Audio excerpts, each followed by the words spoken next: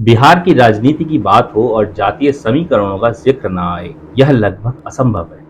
यह राज्य स्वतंत्रता के बाद लंबे समय तक कांग्रेस के कब्जे में रहा, लेकिन 1990 के दशक ने सब कुछ बदल कर रख दिया। दरअसल 1990 का दौर बिहार की राजनीति के लिए एक टर्निंग पॉइंट साबित हुआ। मंडल आयोग की सिफारिश ने पिछड़े वर्ग को नई पहचान और राजनीतिक ताकत दी। इसी के साथ सामाजिक न्याय की राजनीति ने जन्म लिया। कांग्रेस जो लंबे समय तक ब्राह्मण, राजपूत, भूमिहार, कायस्थ यानी ऊंची जातियों और अल्पसंख्यकों के सहारे राज करती थी, अचानक हाशिए पर चली गई। लालू प्रसाद यादव के उदय के साथ पहली बार बिहार में पिछड़े और दलित वर्ग सत्ता के केंद्र में आए। इसके बाद से बिहार की राजनीति केवल विकास या सुशासन के मुद्दों से तय नहीं होती, बल्कि यह जाति गठबंधनों और समीकरणों पर निर्भर रहने लगी। 1990 से आज तक के बिहार को देखें तो हर चुनाव एक सवाल लेकर आता है, किस जाति का समीकरण किस पार्टी के साथ जाएगा।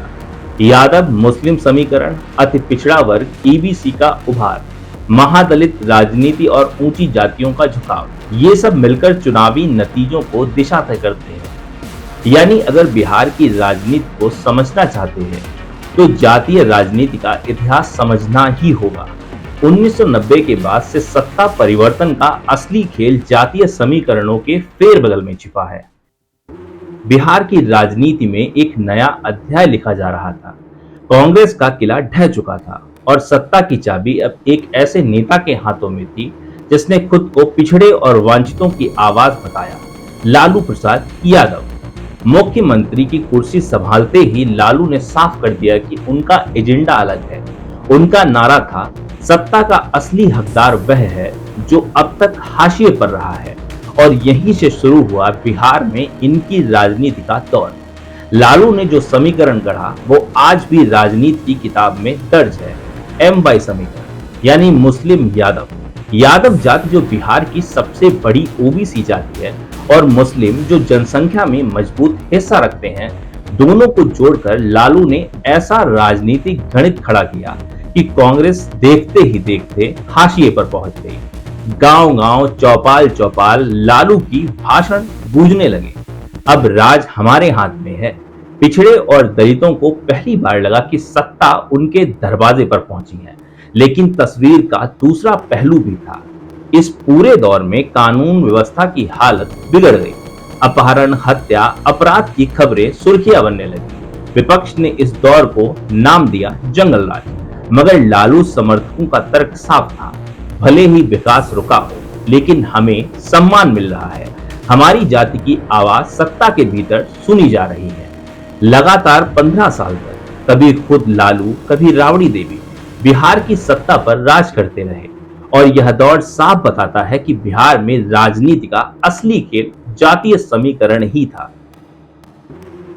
राजनीति ने अचानक करवट ली। नीतीश कुमार, जिन्होंने भाजपा के साथ मिलकर लालू प्रसाद यादव को सत्ता से बेदखल किया था, अब उसी भाजपा से नाता तोड़ बैठे।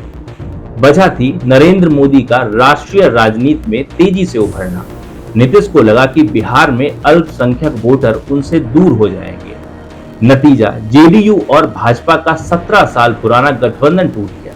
इस घटनाक्रम ने बिहार की राजनीति को एक बार फिर अस्थिर बना दिया। 2014 के लोकसभा चुनाव में भाजपा ने जबरदस्त प्रदर्शन किया, वहीं जेडीयू अकेले पड़कर हाशिए पर चला गया। फिर आया 2015। बिहार की सियासत में सबसे बड़ा पलटवार। नीतीश कुमार और लालू प्रसाद यादव, दोनों पुराने प्रतिद्वंदी, हाथ मिला बैठे। कांग्रेस भी इस महागठबंधन का हिस्सा बनी। यादव, मुस्लिम, दलित और अति पिछड़ा वर्ग का ऐसा गठजोड़ बना कि भाजपा को हार का सामना करना पड़ा।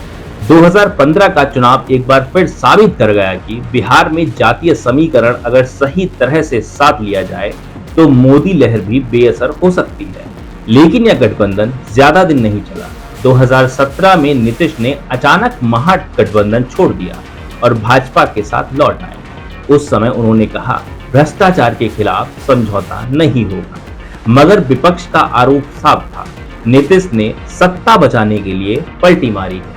2017 से 2020 तक नीतीश भाजपा साथ रहे, लेकिन समीकरण बदलते रहे।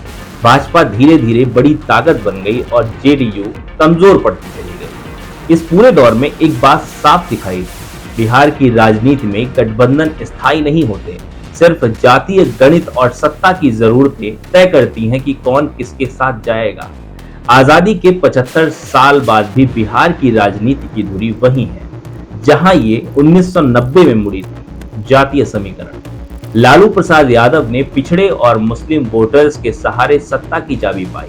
नीतीश कुमार ने अति पिछड़े और महादलितों को जोड़कर नई दिशा बनाई और भाजपा ने ऊंची जातियों के साथ गैर यादव ओबीसी पर पकड़ बनाकर अपनी जड़ें मजबूत की। हर दौर की कहानी एक ही संदेश देती है, बिहार में चुनाव केवल घोषणाओं और वादों से नहीं जीते जाते, यहाँ जातीय गणित का बैलेंस ही सत्ता की डोर थामता है।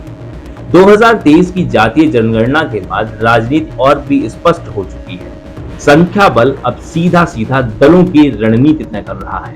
राजनीति दल अब जातीय पहचान को सम्मान और न्याय की भाषा में पेश करते हैं, लेकिन असल सवाल वही है, क्या बिहार जाति की राजनीति से आगे बढ़कर सच में रोजगार, शिक्षा और विकास को मुद्दा बना पाएगा? फिलहाल तस्वीर यही कहती है, बिहार की सत्ता तक पहुंचने का रास्ता अभी भी जातीय गलियारों से होकर ही गुजरता है। बिहार की राजनीति का आईना साफ कहता है, सत्ता की चाबी जाति गणित के पास ही है। 1990 में लालू यादव ने पिछड़ों और मुसलमानों को M/Y समीकरण गढ़कर कांग्रेस का किला तोड़ा। 2005 में नीतीश कुमार ने अति पिछड़ों, महादलितों और महिलाओं को साथ लेकर नई रणनीति की इबारत की। भाजपा ने ऊंची जातियों और गैर यादवों ओबीसी को साथ कर अपना आधार मजबूत किया। 3 दशकों में चेहरे बदले, गठबंधन टूटे और बने, लेकिन राजनीति का ध्रुव तारा वही रहा, जाति। 2023 की जातीय जनगणना ने इस सच्चाई को और गहरा कर दिया कि बिहार की सत्ता की डोर अब वही संख्या बल और जातीय समीकरण ही खींचते रहेंगे।